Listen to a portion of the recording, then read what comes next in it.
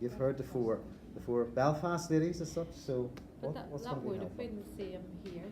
So in the 80s and in the midst of, there were things that were going on below the radar. So there were negotiations and talks happening below the radar, and when there was the emergence, when you were coming into the early 90s, you still had conflict waged. So there was armed conflict that was happening on the streets were militarised.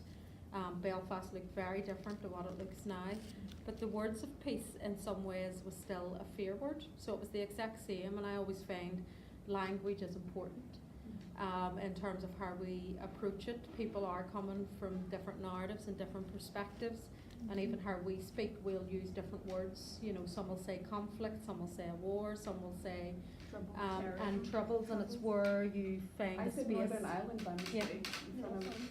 But it's North where of Ireland. But that's actually It's an issue, where- because it's north of Ireland some places. I would say Northern Ireland. it's where you find a place for all of it to allow. So language can be important. It can be divisive, but it can also bring people together.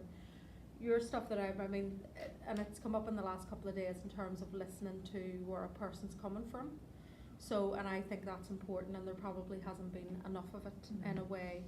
That stories sometimes are used in terms of reaffirming a certain perspective that people have, rather than maybe just listening to the story of where, you know, your fear and your, because you do find then a common ground of whether it's fear or whether you have a hope for the future.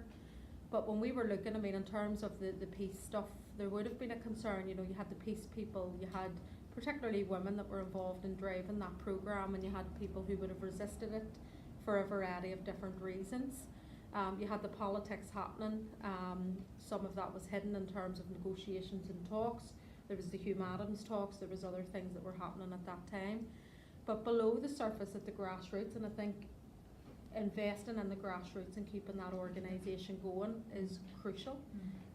Not only in terms of if you had a peace agreement, but it's the work you need to do after. So we're 20 years into a peace agreement, and it's, in some ways people nearly abdicate and think, well, it's signed and that's it done and that's it delivered. It's the work that you have to do after is the key work, and having the grassroots movement there is so important.